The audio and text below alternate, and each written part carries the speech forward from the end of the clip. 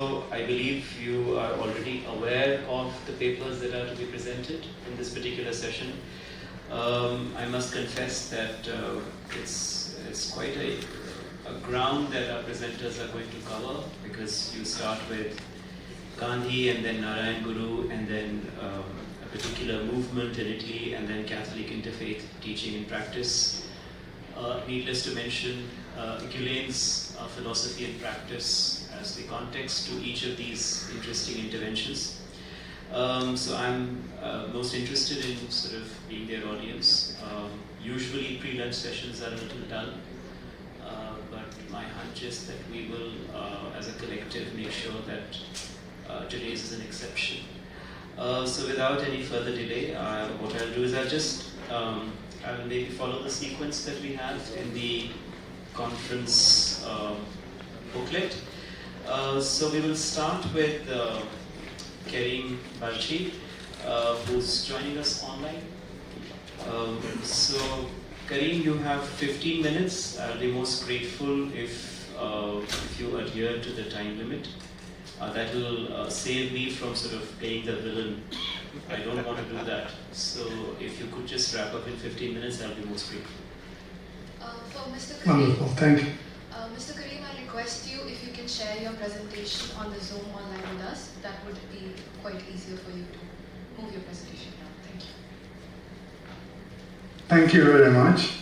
And good noon to India. I'm speaking to you from London early morning. I will be speaking about Fethullah Gülen's engagement with the life and philosophy of Mahatma Gandhi. This paper is actually a product of a project I have been running together with a lot of volunteers in Respect Graduate School, where I do teach. The project is called Hoca Efendi's Library, the Library of Fethullah Gülen. This library is actually not the physical library in Fethullah Gülen's own room, but it is the imaginary library or virtual library, if you wish, of all books, articles, movies, documents, pieces of art that has left any mark, favorable or unfavorable, in Hoca Efendi's mental or intellectual atlas.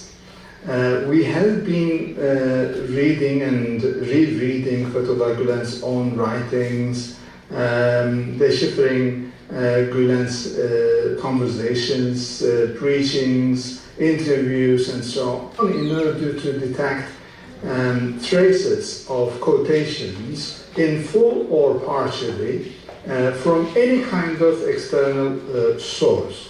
Up until now, in the last 3 years of coding and recoding, we reached to about 1,350 authors, artists, movie makers, and so on, which has left some form of mark in Gülen's own intellectual collection of information. This corresponds, as a learned guess, to about 9,000 works, intellectual works.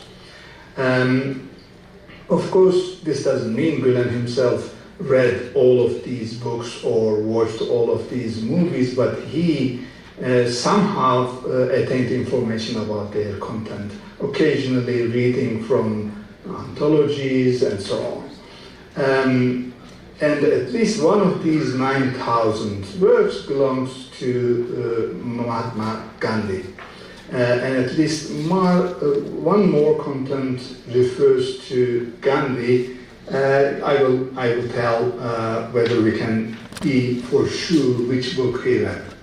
Now, in our coding, there are a lot of difficulties we need to overcome in order to reach to the sources of inspiration of Fethullah Gülen. I will touch to a few of them in my presentation, to all of them in my paper. But we are looking for indicative references to the source. In this case, I read Gandhi's autobiography while in prison.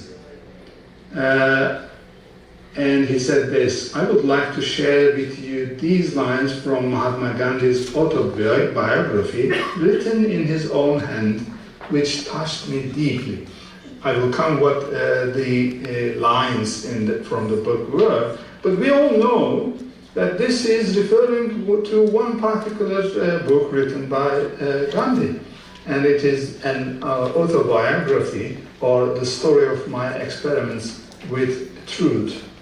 And we also know that Gülen had only one single experience of imprisonment. In fact, he had a short detention while in the military service in 1960, but we also know from his own biography that he actually was memorizing Mehmet Akif's poetry while staying in military detention for 15 days.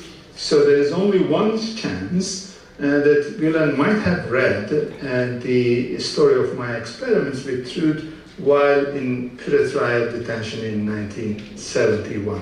Why is this important? Because we want to reach to the particular version or particular translation of a book. Now, the story of my experiments were translated into Turkish already in 1960s. So it actually was attainable to Gülen in 1971, although the book has more updated translations published recently. Now, let me move to a full list of other indicative references to Gandhi, and then I am going to show you the difficulties of finding the sources in this particular book. Now, we know Gülen refers to one particular incident in Gandhi's life, the non-partition plea to Jinnah. And in his own words, Gülen says, Gandhi pleaded Jinnah when Jinnah wanted a partition of Pakistan from India, and he said, Jinnah, take a knife, put it to my head, cut me into two from head to toe, but do not divide India. Another incident that is very much quoted several times throughout his writings and speeches is the enraged Hindu father incident. In this incident, Gandhi advises a bereaved Hindu father whose son was killed by Muslim fundamentalists, or during the fights between the Hindus and Muslims, which never were lacking. That Hindu father decided to take revenge, but Gandhi advised him instead to adopt a Muslim orphan whose parents might have been killed by Hindus and nurture that son as his own son. This is a very well recorded incident which might have actually contributed to his own assassination. As you know, Gandhi was assassinated by another enraged Hindu fundamentalist who thought Gandhi was too Muslim to be Hindu. Another incident that Gülen refers several times in his writings is the travel at the third class train and third class ship travels. Particularly, he refers to Gandhi's travel back from United Kingdom in his speech in House of Lords, and his travel back to India on the third deck of a ship. This is a lengthy quotation where he refers that Gandhi was trying to share the standards, lowest standards of the Hindu society. He wanted to live like an outcast. He fasted for his nation. He traveled to the UK and back on the third deck of a ship. And he did have monotheistic inclinations, despite some referrals to idols in Hindu religion. There is another incident that he refers, non-violence principle, and he says with his passive resistance against the British, he secured independence for an entire country. Although Gülen himself believes that passive resistance is not a good labeling of Gandhi's cause, he labels it as active resistance because of the strategy involved. And finally, Gülen refers to the Swadeshi movement without naming it. Rather, he uses the term charka, which is very similar to Turkish çıkrık. And he says Gandhi boycotted the British textile industry with hand-woven khadi fabric using the charka, the spinning wheel. Now let us move to these 5 contents and try to find whether all of these 5 incidents do exist in this particular book. Now the basic problem with finding these is the timeline. The non-partition plea cannot have happened earlier than 1934 because that was the year when Jinnah turned from London to India to enter once again into politics. Earlier, Jinnah was actually a unionist. And the partition movement started in 1936. The enraged Hindu father incident happened possibly in 1946, more possibly in 1947, maybe months before his assassination, during or after the Noakhali Peace March, certainly not before 1924, when there was relative peace between Hindus and Muslims, and when Gandhi himself was also an ally to the Khilafat movement of Jinnah. And the travel at the third DAC certainly happened in 1931, although already in 1914, 1918, Gandhi traveled on the third-class ticket at trains all around India to share the standards of the poorest of the India. But this was referring particularly an overseas travel to United Kingdom. Non-violence principle, well, this is all around Gandhi's life, all through his life, so there's no timeline for this. And the Swadeshi movement cannot have happened earlier than 1918, which actually started far ahead of Gandhi, but only in 1918 Gandhi changed it into a national cause by himself starting to use the spinning wheel. Now, what is important about this is Gandhi's own autobiography ends in 1921. And actually, only the 4th non-violence principle might technically have been mentioned in this book.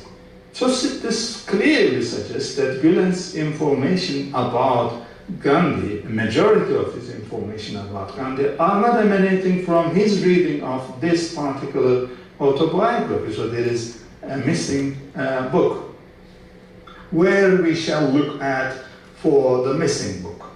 First of all, Gülen does not read only in Turkish, he reads even faster in Arabic. So there might be Arabic books written about Gandhi, and Gandhi was quite popular in the Arab world, particularly among Arab resistance movements. Let me remind you that 1940s, 50s are the independence movement years in the Arab world, so there might have been a lot of publications, magazines, or even radio programs about Gandhi.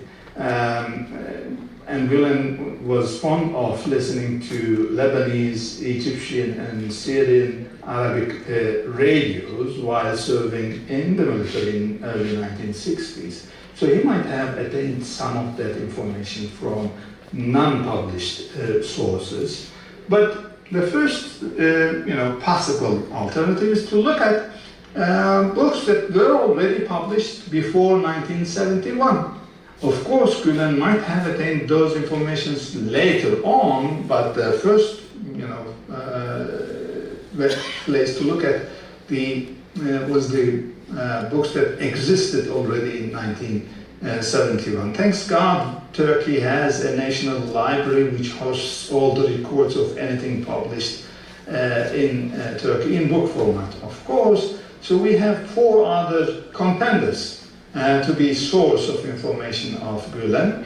The book covers are in Turkish, but the books are all written by non-Turkish people, all in English actually. One is published by UNESCO, All Men Are Brothers, Life and Thoughts of Mahatma Gandhi as told in his own words. So this actually might have been the book that he read, and in fact this doesn't end in 1921, it continues a bit further in Gandhi's life.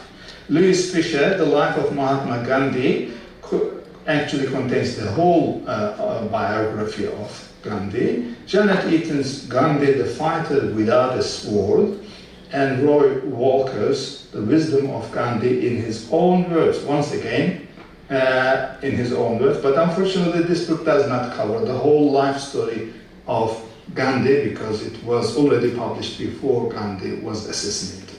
Now let us go into deep and read all 5 quotations and see what other particular references existed in the text. I'm not going to read all of these because of time limitation, but when Gülen mentions the non-partition plea to Jinnah, he gives us information that there was a discussion between Jinnah and Gandhi, and Gandhi suggests that he would rather cut into 2 than India partition. Okay, we will look for that information. In the case of enraged Hindu father, we already know there was a Hindu father who lost his son because of the Hindu-Muslim conflict, but Gülen says actually this conflict was one of those conflicts erupted during the road to partition. So he knew that this happened sometime after 1934. The rest of the story you already know. I'm sorry. And wait. Sorry. Yes. I'm afraid you have a minute to wrap up.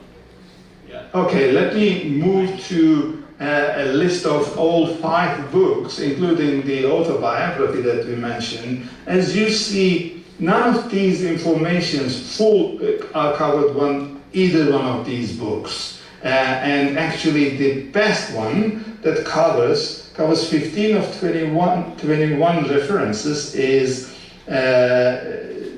the Mahatma Gandhi, the unarmed warrior or warrior of peace. And we can we can suggest that Gülen probably read this book by Fisher, which existed at that time. Those of you who know prison conditions, when you are imprisoned, you are provided a list of books from the prison library, and when you ask for a book from Gandhi, it's most probable that most of all the books that existed at that time in the prison library was provided to Gülen, so he might have read all of these. Now the issue is there are other sources available about these books. Let me go to other sources that are available. Gülen might have read these issues from some of the writings of Nurettin Topçu, who is a great source of inspiration, and Nurettin Topçu was very much fond of Mahatma Gandhi as a kind of almost a prophetic figure. Cemil Meriç, who wrote intensively on Indian literature, mentioned Gandhi several times in his writings. Gülen was also a very prolific reader of weekly, monthly magazines. There is a list of magazines in front of you. Now, you might have asked, what did we gain by making such, detailed design? This is my last slide. Now, the issue is this. Normally, an editor of Gülen's books, if they wanted to find a citation, a source of information, they would just look for affirming source, saying, for example, did this really happen?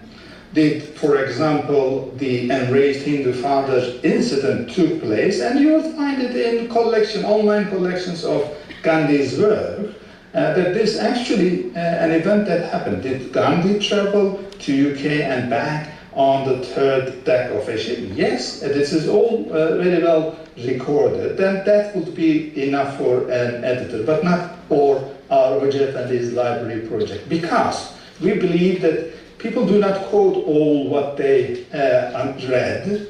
A lot of unquoted parts of books are also found in their behaviors, in the other parts of their books without any clear mentioning of the source. So when we read the autobiography of Gandhi, we find such lines like, for example, reaching to God through service to humanity as a principle of Gandhi and of Gülen. The simple lifestyles, eating less, sleeping less, fasting, are things that both share. Many people realize the similarity between Gandhi's ashram, the communal lifestyle with his students, and Gülen's fifth floors, where Gülen lived together with his own students. Gandhi in this book refers to reducing oneself to zero. This is humility, and the same term is used by Gülen as to annihilate yourself. Although this is a Sufi term, Gülen uses the term to reducing yourself to zero. We know both Gandhi and Gülen cleaned the toilets used by their students by way of reading this book. We know that both rejected abstract religious knowledge without positive action. And we know that both separated human beings from their acts and suggested that we should like or criticize the actions, not the doers of those actions. And refusal to take advertisement to their prime publications. When Gandhi was publicizing Young India, he refused to take any advertisement because he wanted to be completely free. Now, we believe that there is merit to going to the sources of Mr. Kerim. Gandhi's understanding in Hoca Efendi's mental map. Thank you very much for your patience. Thank you.